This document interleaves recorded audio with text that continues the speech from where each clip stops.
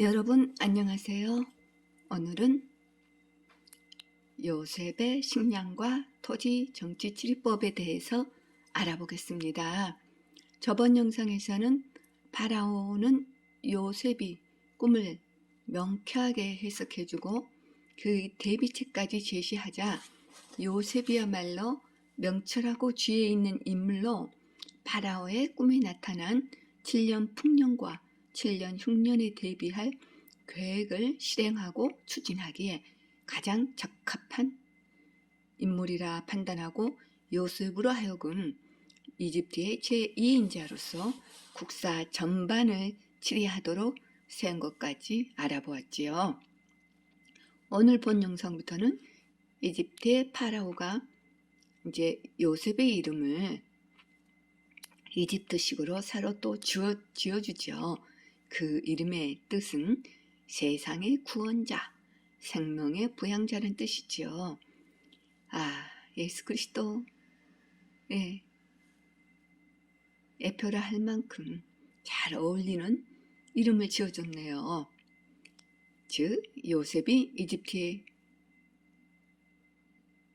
치리자가 되기까지 파란만장한 세월은 죄악으로부터 자신의 백성을 구원하고자 죄인을 위하여 비천한 인간의 자리까지 낮아지셨을 뿐 아니라 지옥적인 십자가의 고난까지 당하셨으나 마침내 부활 승천하여 하늘과 땅의 모든 권세를 하나님께로부터 유인받으신 우리 주 예수 그리스도의 고난과 승리를 예표하는 것이죠. 여러분은 빌립보서 2장 5절에서 11절 말씀을 참고해 보시기 바랍니다. 또한 이집트의 파라오 왕은 이집트의 제사장의 딸과 요셉을 결혼시킴으로써 그 지위까지 한층 더 강화를 시켜주죠. 이 또한 예수 그리스도를 믿고 구원받은 이방 백성을 신부로 맡고 혼인하는 예표의 한 모습이기도 하지요. 너무나 많은 일들이 예표되어 있지요. 이로써 하나님은 요셉이 17세 소년에서 30세 성인으로 성장하기까지 13년 동안이나 겪은 온갖 역경과 고난을 말끔히 쓰시고 풍성한 영광과 축복으로 보상하셨지요. 그럼 성경은 요셉의 이런 장면들을 어떻게 설명하고 있는지 찾아볼까요? 시편 105장 6절에서 8절 말씀을 볼까요? 오 너희 주의 종 아브라함의 씨야, 너희 그의 택하신 야곱의 자손들아, 그는 주 우리의 하나님이시라. 그의 심판들이 온 땅에 있도다. 그가 자기의 언약을 영원히 기억하셨으니 곧 천대에 명령하신 그 말씀이라. 또한 105장 16절에서 22절 말씀을 볼까요? 또 그가 그 땅에 기근을 불러들이시어 모든 식량봉을 끊으셨도다. 주께서 그들 앞에 한 사람을 보내셨으니 종으로 팔려간 요셉이라. 그의 발은 착고에 상했으며 그가 쇠사슬에 매었으니 주의 말씀이 임할 때까지 주의 말씀이 그를 연단하였도다.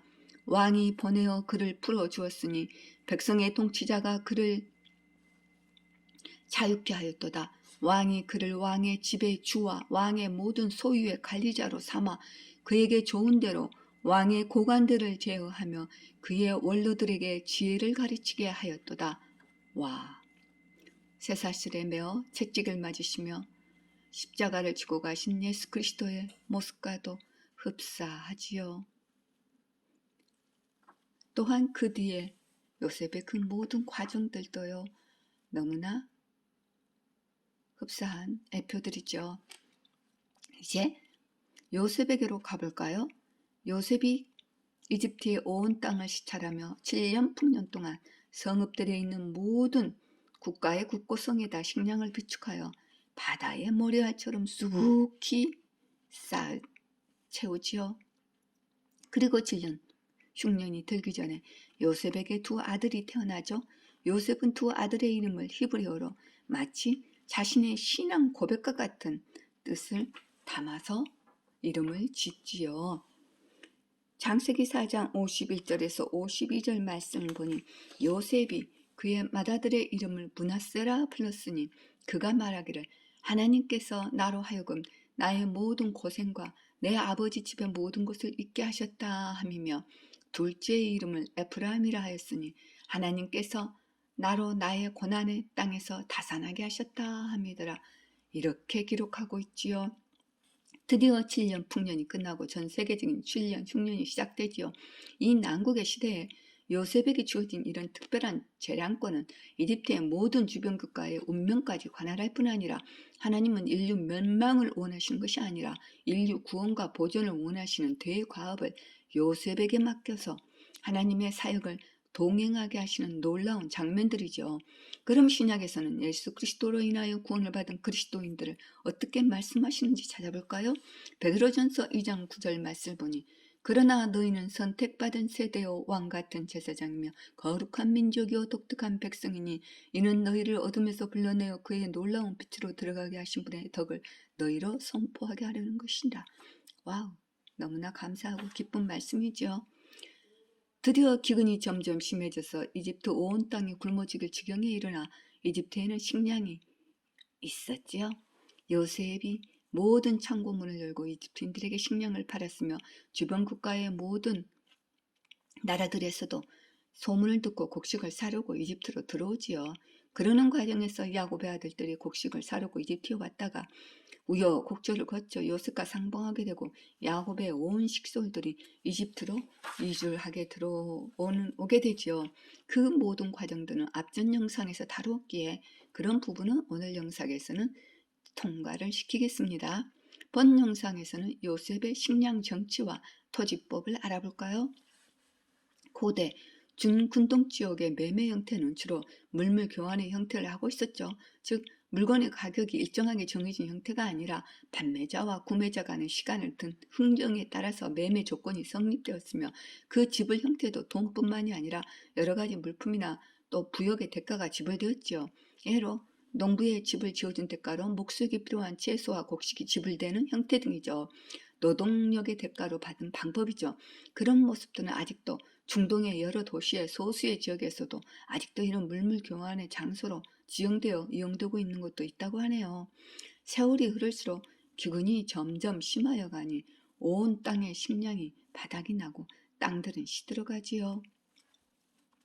요셉은 곡식을 판 모든 돈을 파라오의 집으로 가져갔고 이로 인해 이집트와 가나안 일대의 돈은 모두 바닥이 나버렸죠. 경제 기근까지 심해진 것이죠. 그럼 그 당시의 돈은 어떤 것인지 알아볼까요? 고대 시대의 화폐가 현대처럼 일정하게 주조된 화폐가 없었죠. 은이 화폐 단위로 대용되었죠. 요셉이 은 20개에 팔린 것처럼요. 오늘날처럼 환전할 필요도 없이 은덩이를 무게로 달아서 그대로 국가 간의 통용을 할 수 있었죠. 이제 식량 기근에 경제 기근까지 왔으니 식량을 살 수 있는 여유마저 모두 사라졌지요. 창세기 47장 15절에서 16절 말씀을 보니 이집트 온 땅과 가나안 땅에 있는 돈이 바닥나니 모든 이집트인들은 요셉에게 와서 말하기를 돈이 바닥났으니 우리에게 양식을 주소서 우리가 어찌 당신 면전에서 죽어야 되리이까 하더라. 요셉이 말하기를 너희 가축을 달라 돈이 바닥났으면 너희의 가축과 바꾸어 주리라 하니 결국 가축과 식량을 바꾸어 먹으며 백성들은 목숨을 부지하게 되지요. 즉 현대로 보자면 자동차, 주식, 가전제품 등등 돈이 되는 걸 모두 팔아서 식량을 샀다고 봐야죠. 그러나 그 해가 끝나니 이집트인들이 다시 요셉에게 나와서 돈과 가축도 바닥났고 이제 우리의 몸과 땅, 집이죠. 땅과 집, 뭐 그런 것밖에 아무것도 없다고 흥정을 하지요. 이에 요셉은 땅을 파는 것을 허락하고 식량을 팔지요. 창세기 47장 20절 말씀을 보니 요셉이 이집트의 온 땅을 파라오를 위하여 샀더라. 이는 기근이 그들을 압도함으로 이집트인들이 각자 자기 땅을 팔아서 그 땅이 파라오의 것이 됨이라. 그리고 요셉은 이집트인을 살리기 위해 대체 방법을 주죠. 즉 그것은 이제 왕에게 다 팔려버린 그 왕의 땅을 경작해 주는 대가로 식량의 5분의 1을 세금으로 바치고 그리고 남은 식량으로 살아가는 거지요. 요셉이 내건 이 토지법과 조세법은 주변 국가들이 소출의 절반을 지주의 목으로 가져가던 것에 비하면 굉장히 파격적이고 관대한 조세법이죠. 그래서 창세기 47장 23절 26절의 말씀을 보니 그리하여 요셉이 백성들에게 말하기를 보라 내가 오늘 파라오를 위하여 너희와 너희 온 땅을 샀노라.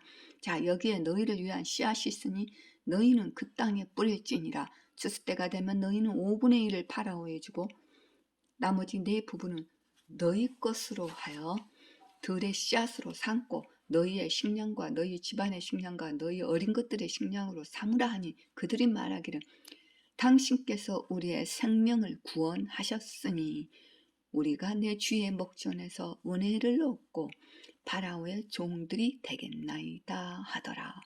이렇게 기록되었지요. 이는 자신의 몸과 노동력으로 식량을 사는 게지요. 남는 게 그것밖에 없다는 거지요. 자신의 몸으로 때우는 것밖에요. 또한 종자를 공급하는 것을 보니 이제 7년, 흉년이 끝나가고 있다는 것도 알 수가 있네요. 요셉은 이집트 백성들의 고백처럼 우리의 생명을 구원하셨으니라고 한 것처럼 그런 칭송을 듣기에 합당한 정치법을, 토지법을, 또 조세법을 시행한 것이죠. 요셉은 애상된 극심한 7년 기근을 맞이하여 지혜로운 식량 정책을 실시함으로써 나라를 부강케 하고 또한 왕권을 강화하게 한 성공 기반 위의 새로운 토지법과 조세제도를 확립을 시켰지요. 물론 이런 제도는 단순히 보면 전제주의적 분위기가 강하지만 요셉은 백성을 굶겨주기로 그런 정책을 한 게 아니라 수많은 생명을 살리기 위한 지혜로운 정책이었죠. 7년 대흉년에서 수많은 생명을 건지는 요셉의 지혜로운 치리법은 앞으로 있을 7년 대환란에서 자신의 백성을 건져내고 보호해줄 예수 그리스도의 모형을 너무나 확실히 보여주고 있죠. 또한 요셉의 생애와 결혼과 그의 정치법을 묵상해 보시면 너무나 많은 놀라운 지혜와 흥미로운 감동을 느낄 수 있을 것입니다. 또한 요셉 시대의 화폐법, 토지법, 조세법과 경제 상황을 현대와 비교해 본다면 참 재미있는 걸 발견할 수 있답니다. 그럼 이제 요셉이 예수 그리스도의 애표라고 한다면 이를 모방하여 예수 그리스도를 가장 닮은 척하는 가짜 모조품인 적그리스도의 7년 대환란 시대에 펼칠 그의 정치와 경제 수법들을 잠깐 알아볼까요? 이 악한 영은 사람을 살리고자 나타나는 것이 아니죠. 수많은 사람들을 죽이고자 예수 그리스도를 흉내내어 평화를 외치며 환호를 바르며 출현을 하겠지요. 그러나 이 악한 영들은 그리스도인들보다도 더 많은 부분의 성경을 알고 있기에 아주 성경적인 방법으로, 아주 종교적인 방법으로 정치 무대에서 성경을 암호처럼 능숙하게 사용하는 것을 자주 볼 수 있답니다. 여러분이 볼 수 없다면 어쩔 수 없지요. 수많은 사람들이 그들이 그리스도인으로 착각을 일으킬 정도로 아주 모방을 하지요. 요즘 같은 난세의 시대와 경제적 기근과 파탄이 이어지는 모습을 보며 순서대로 이제 무엇이 다가올 것인지 보이기도 하겠지요. 이제 7년 대환란 때 벌어질 일들을 잠깐 정치법을 살펴볼까요? 첫째는 돈의 기근이죠. 가정마다 돈이 바닥이 나겠지요. 쓸 수 있는 돈이 사라져가는 것이죠. 지금도 돈의 기근이 일어나고 있는 그런 어떤 시발점이 보이죠. 또한 두 번째는 가축을 식량으로 바꾸는 것입니다. 즉 돈이 없으니 식량을 위해 무엇이든지 팔아야겠죠. 자동차든 주식이든 뭐든 돈이 될 수 있는 것으로 식량을 대신 구해서 먹고 살아가는 것이죠. 세 번째는 토지법이지요. 이 적그리스도는 성경을 철저히 모방하여 모든 토지를 결국 국유화로 귀속시키겠지요. 돈이 없으면 토지나 건물을 관리할 수 없으니 부채가 있는 자는 거의 다 국가에 빼앗기는 것이겠지요. 네 번째는 결국 모든 사람은 사유재산이 존재할 수 없는 것이죠. 오로지 목숨을 부지하기 위한 식량 한 그릇을 구하기 위하여서 자신을 적그리스도의 종이 되겠다고 맹세하고 그 대가로 양식을 얻어먹고 살아가야 할 상황이 되는 것이죠. 7년 흉년을 살펴보면 조금이나마 7년 대환란을 예상해 볼 수 있겠지요. 요셉, 그는 구약시대의 가장 아름다운 신앙의 인물로 예수 그리스도의 모형이죠. 그는 110세를 살며 그의 죽음으로 이스라엘의 족장시대는 막을 내리게 되지요.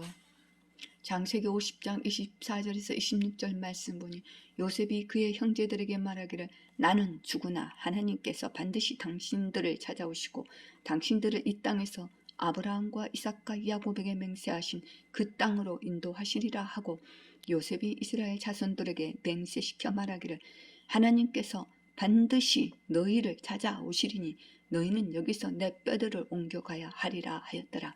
그리하여 요셉이 110세가 되어 죽으니 그들이 그에게 향재료를 넣고 그를 이집트에서 관에 넣었더라라고 기록하며 창세기는 끝이 나지요. 요셉은 출애굽 때 이집트를 떠나 가나안 땅으로 가나안 땅으로 돌아갈 때 옮겨지게 되지요. 그는 2번 장사된 사람이지요. 여러분, 요셉의 말처럼 하나님께서는 앞으로도 반드시 우리를 찾아오신답니다. 바로 예수 그리스도께서 공중 재림하셔서 그의 신부인 그리스도인들을 부르시고 우리는 변화된 몸으로 예수 그리스도와 같은 변형된 몸으로 하늘에서 혼인을 하게 되지요. 앞으로 이 땅에서 있을 7년 대환란에서 저희를 건져주시는 것입니다. 요셉처럼요. 또한 7년 대환란 후 예수 그리스도께서 지상 재림하실 때 우리도 그때 같이 이 땅에 내려와서 전년 왕국 통치와 영원한 나라의 상속자로 유업을 받는 복된 자들이 되지요. 여러분, 오늘도 지시간에서 기쁨이 있으시기를 바랍니다. 여러분 안녕.